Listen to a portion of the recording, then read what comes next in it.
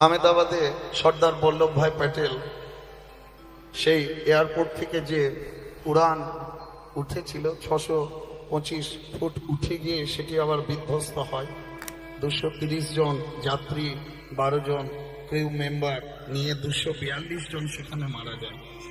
আপনারা সকলেই সেই ঘটনাটা শুনেছেন, খবরে প্রতিনিয়তই দেখা যাচ্ছে।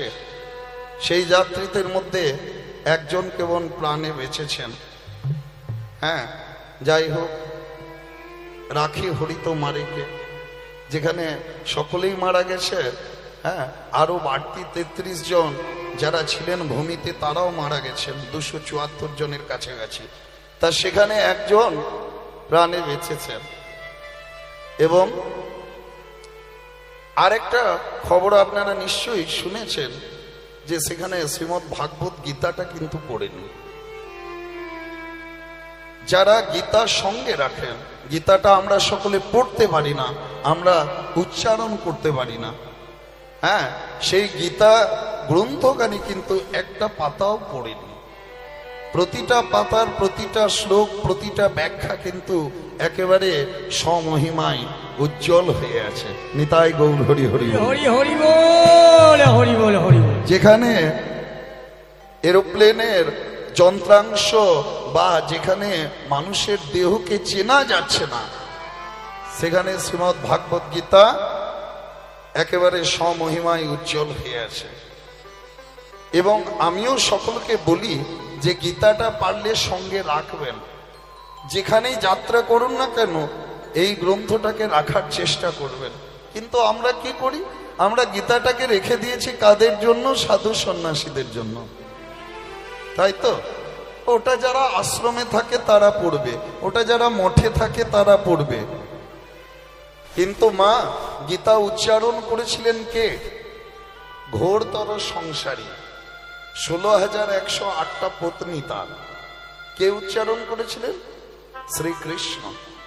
গীতাটা শুনেছিলেন কে? ঘোরতর সংসারী, তারও ছেলে বৌমা নাতি নাত বউ সবাই আছে, অর্জুন। গীতাটা উচ্চারিত হয়েছিল কোথায়? সেটা কোনো আশ্রম, মঠ, মন্দির ছিল না, সেটা ছিল যুদ্ধক্ষেত্র, ব্যাটেল ফিল্ড। তাহলে যেটা উচ্চারণ করে একজন সংসারী, যেটা শোনে একজন সংসারী, যেটা উচ্চারিত হয় একটা যুদ্ধক্ষেত্রে, সেটা কি করে সাধু সন্ন্যাসীদের জন্য হতে পারে? গীতা হচ্ছে জীবনের গ্রন্থ। গীতা মানুষকে বাঁচতে শেখায়, গীতা জীবনকে উপলব্ধি করতে শেখায়। এবং এটা আমাদের সনাতন হিন্দু ধর্মের জয়, যেখানে প্রতিটি প্রাণ নাশ হয়ে যাচ্ছে। হয়তো পূর্বজন্মে তাদের কোনো সেই রকম কিছু ছিল, প্রারব্ধ কর্মফল ছিল, কর্মফলেই কিন্তু আমাদের এই জন্মটা যাচ্ছে। আগের জন্মে যা করেছেন সেটার ফলটা কিন্তু এই জন্মে ভোগ করেন। অনেকে বলেন না যে আমি তো কোনো অন্যায় করিনি, কোনো পাপ করিনি, অপরাধ করিনি, কেন এমন হলো? কিন্তু এর কারণটা হচ্ছে সেই পূর্বজন্মের কর্ম। সেই কর্মের ফলে কিন্তু এই জন্মে আপনার সেই অবস্থাটা প্রাপ্ত হয়। আর এই জন্মে যা করবেন সেই কর্মফলটা পরের জন্মে ভোগ করতে হবে। তবে এর মাঝে আরেকটা কথা আছে, কলিযুগ তো, কলিযুগে হিসাবটা কিন্তু এই জন্মেই শেষের দিকে দিয়ে যেতে হবে। হ্যাঁ, শেষের 15 মিনিট যদি কষ্ট পান, কষ্ট পেয়ে যদি মৃত্যু হয়, তাহলে ওই 15 মিনিটে আপনাকে ঠাকুর মনে করিয়ে দেবে যে 15,000 পাপ করেছেন না 15,000 পুণ্য করেছেন, সেই সব কথা ওই 15 মিনিটেই ঠাকুর স্মরণ করিয়ে দেবে। তার জন্য এই বাহ্যিক আড়ম্বরকে বাদ দিয়ে একটু করে হাত তুলে প্রভুকে ডাকুন। দেখুন কত আনন্দ, কত শান্তি পাবেন। একটা শ্রীমদ্ ভাগবত গীতা হোক বা নিজের মনে মনে জপ করুন, হরিনাম হোক, হরে কৃষ্ণ মহামন্ত্র হোক, নিজের গুরুর দেওয়া নাম হোক, যা কিছু হোক, জপ করুন। দেখবেন সবসময় মনে হয় যেন আপনার পাশে কেউ আছে আপনাকে রক্ষা করার জন্য। যাই করুন না কেন, যেটা চাইবেন না সেটাও পেয়ে যাবেন। ঠাকুর নিজেই বলেছেন, অনন্যাস চিন্তয়ন্ত মাম এই জানা পর্যুপাসতে তে সাং নিত্যাভিযুক্তানাং যোগক্ষেম অবহম্যহম। হরি বল, হরি বল। অনন্য চিত্তে, একাগ্র চিত্তে কেউ যদি আমাকে ডাকে, আমি তার যোগ আর ক্ষেম দুটোই বহন করি। যোগ মানে যে সেটা পাই না সেটাও তাকে পাইয়ে দিই, আর ক্ষেম মানে সেই বস্তুটাকে আমি তারই করে রাখি, সংরক্ষণ করে রাখি। সব সময় সে যেটা পাওয়ার যোগ্য নয় তাকেও পাইয়ে দিই, আর যেটা তাকে পাইয়ে দিই না সেটা সারা জীবন তার করেই রাখি। যার জন্য এটা হতে পারে প্রাণ নাশ হওয়াতে, প্লেন ক্র্যাশ হওয়াতে আমাদের সবার জীবনে একটা শোক, একটা দুঃখ, সেই পরিবারের প্রতি সমবেদনা, কিন্তু তার সঙ্গে এটা যে শ্রীমদ্ ভাগবত গীতার জয়, এটা আমাদেরকে মানতেই হবে, এটা বুঝতেই হবে। তা নিতাই গৌর হরি হরি বল। পদ্যকার গীতব্য বিষয়, ব্রজেন্দ্র নন্দন কৃষ্ণের ভাবাবেশে গৌর সুন্দরের সঙ্গে বলরাম আবেশে দাদা নিতাই চাঁদের পূর্ণ মিলন, গৌর নিতাই মিলন। তা কিভাবে হয়েছিল এই গৌরাঙ্গের সঙ্গে নিত্যানন্দের মিলন? কলিজীবের উদ্ধারের জন্য 1486 খ্রিস্টাব্দে শচীর গর্ভকে আলো করে জন্ম নিলেন গৌর সুন্দর। বাল্যলীলা করে, বিদ্যাভ্যাস করে পদার্পণ করলেন যৌবনে। দেখতে দেখতে দিগ্বিজয়ী পণ্ডিত হয়ে উঠলেন নিমায়। বিষ্ণুর পাদপদ্মে তার পিতৃপিণ্ড প্রদান করে নবদ্বীপে ফিরে এসে মেতে উঠলেন কলিযুগের একমাত্র সার, হরিনাম সংকীর্তন। তাই সব ভক্তগণ, সব সহচর বৃন্দ মিলে গৌর সুন্দরের সঙ্গে জয়ধ্বনি করছে। আর জয় দিতে দিতে শ্রীমান মহাপ্রভু সবার দিকে তাকিয়ে দেখে। কি দেখে? দেবাদিদেব মহাদেব, তুমি তো এই কলিকালে অদ্বৈত আচার্য হয়ে এসেছ। নারদ, তুমি তো এই কলিকালে শ্রীবাস হয়ে এসেছ। হনুমান, তুমি এই কলিকালে মুরারিগুপ্ত হয়ে এসেছ।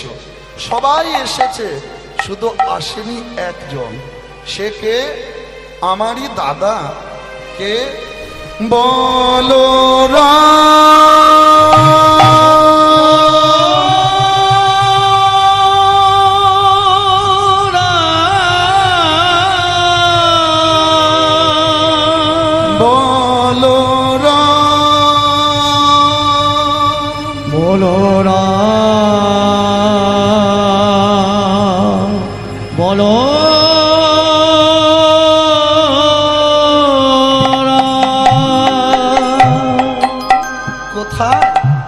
কোথায় তুমি দাদা? এই নদিয়ায় সবাই আমাকে বলে আমি নাকি ব্রজের ব্রজেন্দ্র নন্দন কৃষ্ণ, আমি নাকি ব্রজের কানাই। তা আমি যদি ব্রজের কানাই হই, আমার দাদা বলরাম কোথায়? তাই আমি যদি ব্রজের কানাই, কোথায় আমার দাদা বলা? বলে আমি যদি ব্রজের কানাই, কোথায় আমার দাদা বলাই? দেখা দিয়ে প্রাণ রাখো মোর, দেখা দিয়ে প্রাণ রাখো মোর, দেখা দিয়ে প্রাণ রাখো মোর, দেখা দিয়ে প্রাণ রাখো মোর। ব্রজের কানাই, ব্রজের কানাই, সবাই বলে ব্রজের কানাই, সবাই বলে ব্রজের কানাই। হয় আমার দাদা বলাই, সবাই বলে ব্রজের কানাই, কোথায় আমার দাদা বলা? সবাই বলে ব্রজের কানাই। তা আমি যদি ব্রজের কানাই হই, তাহলে আমার দাদা বলরাম কোথায়? তা বলরাম কোথায় এলেন? কোন স্থানকে, কোন জায়গাকে তিনি ধন্য করলেন? বলরাম এলেন আমাদেরই রাঢ় দেশে, ওই বীরভূম জেলার বীরচন্দ্রপুর এক চক্রাতে। কেমন? আজ রাঢ় দেশ না এক চক্রগ্রাম, হারায় পণ্ডিতের ঘর। দেশনা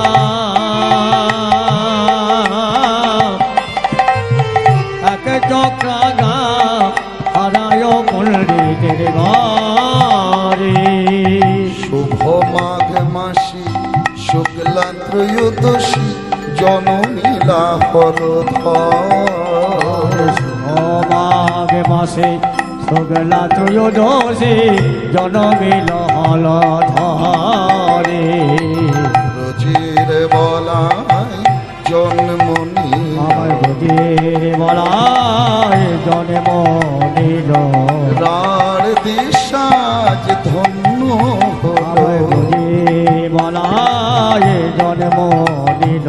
রার দেশ আজ ধন্য হলো। ব্রজের বলায় জন্ম নিল। রার দেশকে ধন্য করে একচক্র গ্রামকে আলো করে জন্ম নিলেন ব্রজের বলরাম। শিশুকালে তার নাম হলো কি? কুবের। এই সংবাদটা সবার প্রথম কে জেনেছিলেন? দেখবেন বাবা, যারা সাধু সন্ন্যাসী হয়, যারা মহান্ত হন, যারা সিদ্ধ পুরুষ হন, তারা কিন্তু পরিবেশ পরিস্থিতি দেখে সবকিছু বলে দিতে পারে। কোন গ্রহ, কোন নক্ষত্র, কোন লগ্ন, কোন বন চলছে, সেই অবস্থাটা দেখে তারা বিচার করে বলে দিতে পারে যে এই সময় কি হবে। বুঝতে পারলেন মা? একবার কি হয়েছে, পরাশর মুনি নদী পেরোলেন। তা নদী পার হবেন, নদী পার করবেন কে? একটা যুবতী মেয়ে। কি নাম তার? মৎস্যগন্ধা। মৎস্যগন্ধা নাম কেন? সারা অঙ্গে তার মাছের মতো গন্ধ, মৎস্যের গন্ধ, যার জন্য তার নাম মৎস্যগন্ধা। তা সেই মৎস্যগন্ধা কি করলেন? নৌকোতে করে পরাশর মুনিকে নদী পের করছেন। যখন মাঝ নদীতে নৌকা, তখন ওই পরিবেশের অবস্থাটা দেখে পরাশর মুনি ভাবলেন কি, বুঝলেন কি, এই সময় যদি কোনো রমণীর গর্ভে সন্তান আসে, তা সেই সন্তান জগতের মঙ্গল করবে। ভাবুন, এই সময় যদি রমণীর গর্ভে সন্তান আসে, সেই সন্তান লোকের মঙ্গল করবে। তা কোন রমণীর গর্ভে সন্তান আসবে এই সময়? আমার তো কাছাকাছি কেউ নেই যে তাকে বলবো।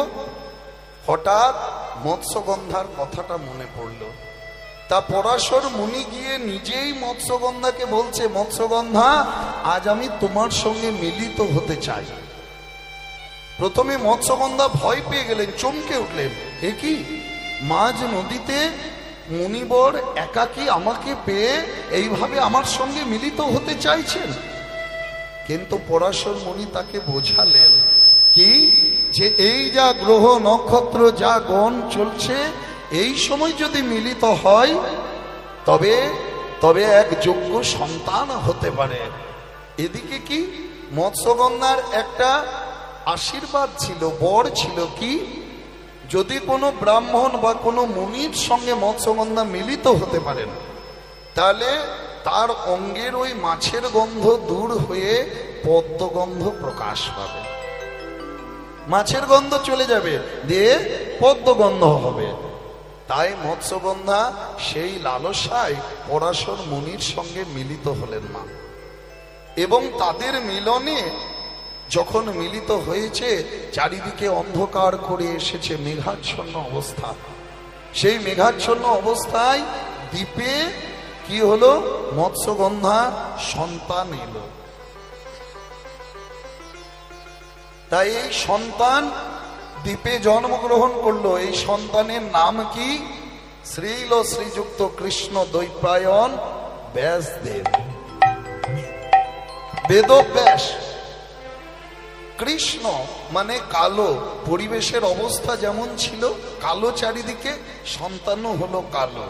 দ্বৈপায়ন মানে দ্বীপ থেকে আনয়ন, দ্বীপে তার জন্ম হয়েছে। আর ব্যাসদেব বা বেদব্যাস, কেন? বেদকে তিনি ব্যাস করেছিলেন, খণ্ড করেছিলেন, ভাগ করেছিলেন, তার জন্য তার নাম হলো বেদব্যাস। তাই ব্যাসদেবের জন্ম হলো। ভাবুন, যে ব্যাসদেব এই মহাভারত ও অষ্টাদশ পুরাণের রচয়িতা, যিনি ভারতের কল্যাণ করলেন, সেই ব্যাসদেবের জন্ম হয়েছিল এই সময়। কালো বিকট চেহারা ছিল তার। তাহলে মহাযোগী ঋষি যারা আছেন তারা কিন্তু পরিবেশের অবস্থা দেখে বুঝতে পারে যে এই সময় কি হবে।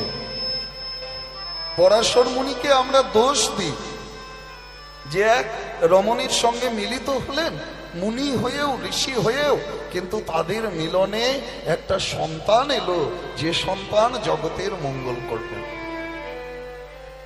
তাজ নিত্যানন্দ প্রভু কলিযুগে যে এসেছে ওই বীরচন্দ্রপুরে, এই কথাটা জানলেন কে? অদ্বৈত আচার্য। তখন বৈষ্ণব সংখ্যা অনেক কম ছিল নবদ্বীপে। তাদের মধ্যে যিনি অল্প বয়সে সর্বশাস্ত্রে পারদর্শী হয়েছিলেন তিনি হলেন এই কমলাক্ষ মিশ্র, যাকে আমরা অদ্বৈত আচার্য বলে জানি।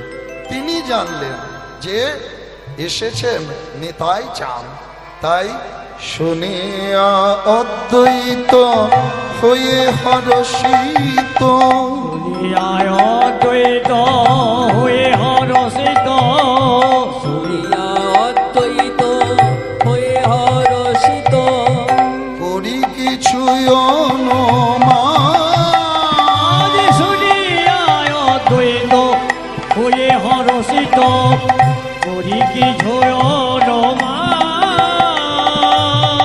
অন্তরে জানিলা বুঝি জনমিলা কৃষ্ণের অগ্রজ অন্তরে জানিয়া বুঝি জনমেলা কৃষ্ণের জয় গ্রজনা, অন্তরে জানিয়া বুঝি জনমেলা কৃষ্ণের অগ্রজনা। ওই আনন্দয়া ঘরে ঘরে হরে নারে আনন্দ হরে হরে, বলরাম এলো বলে আনন্দ আরে ধরে নারে রাম এলো বলে, ওই নাচে সবাই বাহু তুলে, রাম এলো বলে নাচে সবাই বাহু তুলে, রাম এলো বলে নাচে সবাই বাহু তুলে, রাম এলো বলে নাচে সবাই বাহু তুলে, রাম এলো বলে সবাই বাহু ওই যে বলো রাম এলো বলে নাচে সবাই বাহু তুলে, হরি বল হরি বল, রাম এলো বলে নাচে সবাই বাহু তুলে, আনন্দ আরে ধরে নারে তা এই শুনে তখন বৈষ্ণবের মন হইল পরশন, বৈষ্ণবের মন হইল পরশন, আনন্দ সায়রে ভাসে, বৈষ্ণবের মন হইল পরশন, আনন্দ সাগরে ভাসে, এদিন পামন হইবে উদ্ধার, দিন পাবন হইবে উদ্ধার, কহে দুঃখী কৃষ্ণ দাসে, দিন পাবন হইবে উদ্ধার, কহে দুঃখী কৃষ্ণ দাসে। এক চক্র গ্রামকে আলো করে রার দেশকে ধন্য করে মা জন্ম নিলেন ব্রজের বলরাম। শিশুকালে তার নাম হলো কুবের। কুবের সঙ্গী সাথীদের সঙ্গে রামলীলা খেলায় মুক্ত থাকে। কাউকে সাজায় বিভীষণ, কাউকে সাজায় হনুমান, কাউকে সাজায় রাম, আর নিজে কি সাজে? রামের ভাই লক্ষ্মণ। এইভাবে এই কুবেরের এই সীতা রাম নাম শুনতে পেল গভীর অরণ্যের মধ্যে থেকে এক সন্ন্যাসী। কি নাম তার? শঙ্করারণ্যপুরী।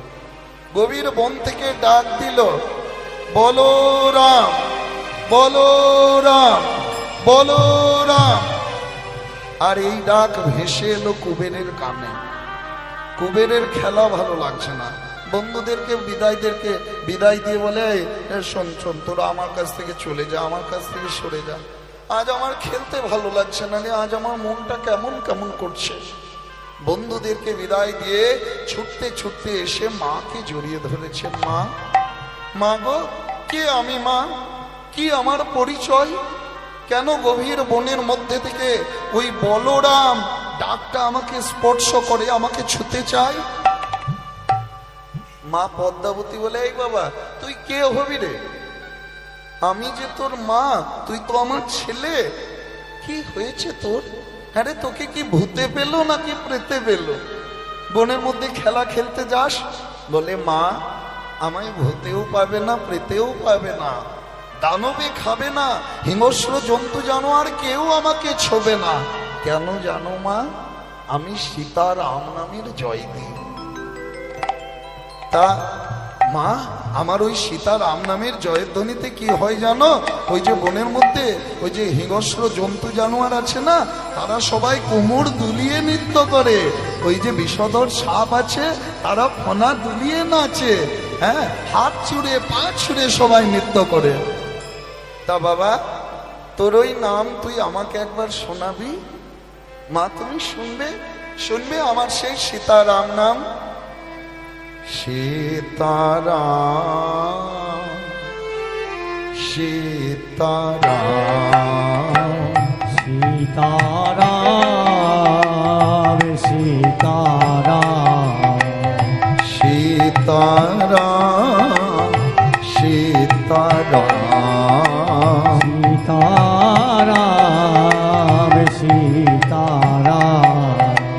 রঘুপতি রাঘব তুমি রাজা রাম।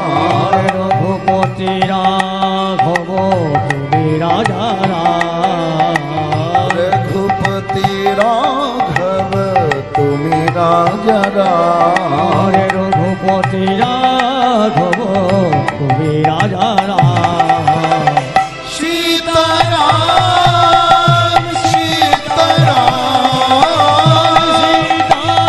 অনুধ্বনি হরি হরি বল, হরি বল।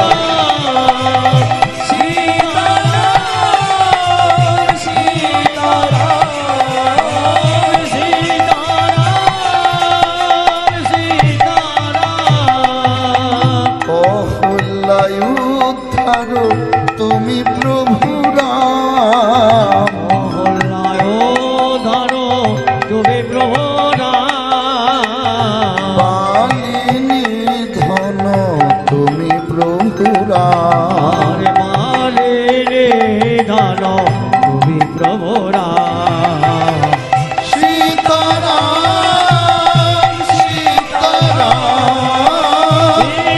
সকলে দু হাত তুলে নেতাই বলতে হরি বল, জয় সীতারাম।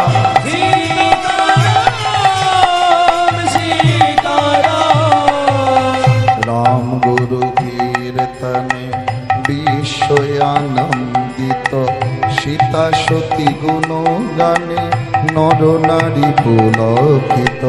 রাম গুণ কীর্তনে বিষয়ানন্দিত, সীতা সতী গুণ গানে নর নারী পুলকিত। জানকী জীবন তুমি প্রভু রাম।